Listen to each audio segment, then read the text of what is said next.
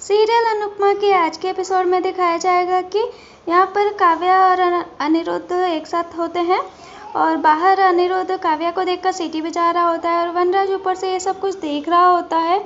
और फिर अनिरुद्ध वनराज को इशारे से बोलता है कि मेरी नज़र हमेशा तुम पर रहेगी। फिर वह सीटी बजाते बजाते वहाँ से निकल रहा होता है। तभी यहाँ पर अनुपमा किचन में काम कर रही होती है और काव्या अनुपमा को देख लेती है। उसे लगता है कि कहीं अनुपमा इसे देख ना ले, पर अनुपमा अपने काम में बहुत ही ज़्यादा बिजी होती है तो वो अनिरुद्ध को नहीं देख पाती और अनिरुद्ध वहाँ से निकल जाता है।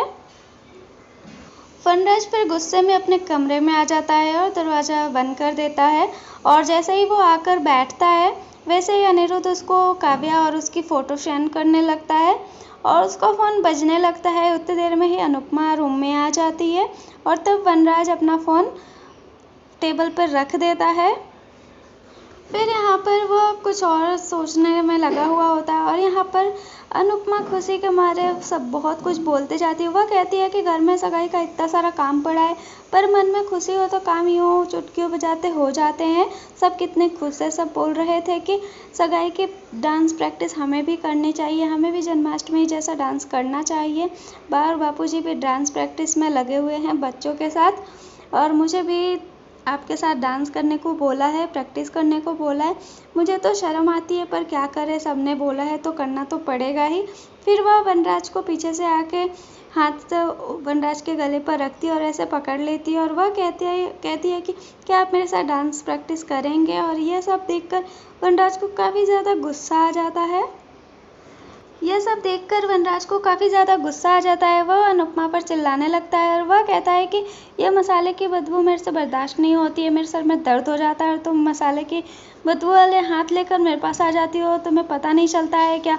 और ये सब बोलकर वो बहुत सारा चिल्ला देता है अनुपमा पर। फिर अनुपमा वहाँ से चुपचाप निकल जाती है और जाकर अपने हाथ बहुत ही अच्छे से रगड़ रगड़ कर धोने लगती है। शैम्पू साबुन सब कुछ लगाना शुरू कर देती है। वनराज फिर गुस्से में आकर हॉल में बैठ जाता है और फिर बा कहती है कि बहू कहाँ रह गई, अंगूठी की पूजा की एक छोटी सी रस्म करनी थी। वनराज यहाँ पर कोई जवाब नहीं देता है। फिर बा कहती है यहाँ पर तो कोई मेरी सुनता ही नहीं है।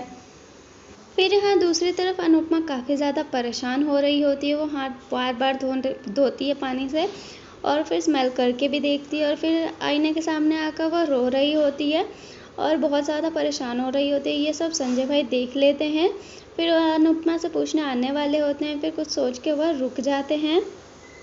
फिर वनराज वहाँ से उठकर जाने लगता है। तभी बीच में संजय भाई आ जाते हैं और वह रोक लेते हैं वनराज को और वह कहते हैं कि मैंने आपसे कहा था कि अगर मेरी बहन खुश नहीं दिखी तो मैं आपकी सच्चाई सबको बताने के लिए मजबूर हो जाऊंगा। और आज मेरी बहन बहुत ज़्यादा दुखी है और आप काव्या को अपने घर में भी ले आए हैं। फिर यहाँ पर वह कहते हैं कि अभी भी टाइम है, आप अब सारी चीज़ों को संभाल लीजिए। फिर वह कहते हैं कि मैं अपनी बहन को दुखी बिल्कुल भी नहीं देख सकता हूँ। फिर यहाँ पर वनराज सोचता है कि ये मैंने क्या कर दिया, मुझे अनुपमा के साथ प्यार का नाटक करना था और मैंने उसे दुखी कर दिया। उसका विश्वास बना रहे मेरे पे, उसके लिए ये बहुत ज़रूरी है। फिर वह जाता है अनुपमा के पास। अनुपमा यहाँ पर बहुत ज़्यादा परेशान होती है और वह जाता है उससे और फिर अनुपमा बोलने लगती है कि मैंने अपने हाथ धो लिए हैं, परफ्यूम भी लगा लूँगी, गजरा भी लगा लूँगी। और फिर वनराज कहता है कि मैंने अब बहुत बड़ी गलती कर दी है, मुझे माफ़ कर दो, ये सब मुझे नहीं बोलना चाहिए था तुमसे।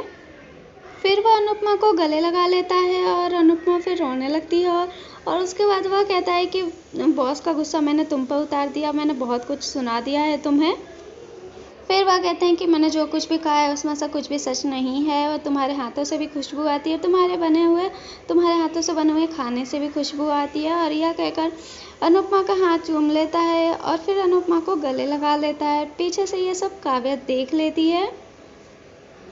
फिर यहाँ पर अनुपमा काव्या को देख लेती है और फिर काव्या अंदर आती है और वह कहती है कि तुम्हें दरवाज़ा लॉक कर लेना चाहिए था, मेरी वजह से तुम्हारा रोमांटिक सीन स्पॉइल हो गया।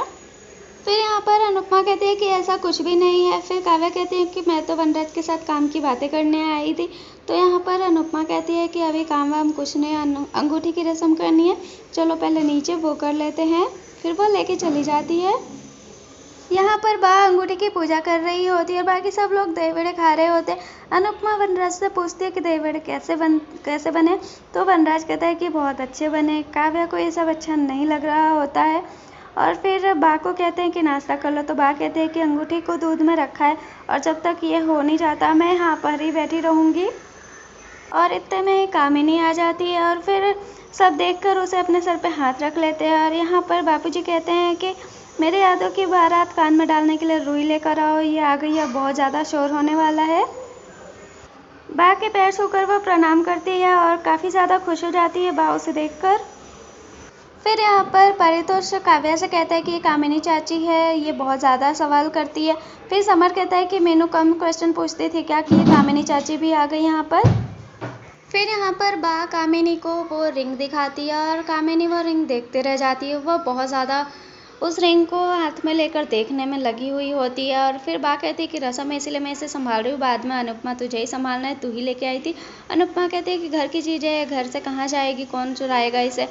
और कामिनी उसे बहुत ही ध्यान से देख रही होती है। फिर यहाँ पर गोवर्धन की रस्म के लिए वनराज राखी को फ़ोन करता है। वह कहता है कि गोवर्धन की रस्म कल कर लेते हैं, एक छोटा सा लंच। तो यहाँ पर राखी कहती है कि ये रस्म करनी है आपको, तो फिर यहाँ पर वनराज कहता है कि संस्कार जिनमें होता है वही लोग ही रस्म करते हैं। तो राखी मान जाती है रस्म के लिए और वह होने वाले ससुर जी कहकर बोलती है वनराज को, तो वनराज को काफ़ी अच्छा नहीं लगता है। तो फ्रेंड्स आज के एपिसोड में बस यही दिखाया गया है और कल के लिए दिखाया गया है कि काव्या कहती है कि मेरे पास सगाई में पहनने के लिए कोई अच्छे कपड़े नहीं है और वह अनुपमा की साड़ी ज़बरदस्ती ले लेती है, जो कि अनुपमा को ज़्यादा पसंद होती है। तो फ्रेंड्स वीडियो को लाइक शेयर एंड चैनल को सब्सक्राइब ज़रूर करें एंड थैंक्स फॉर वॉचिंग।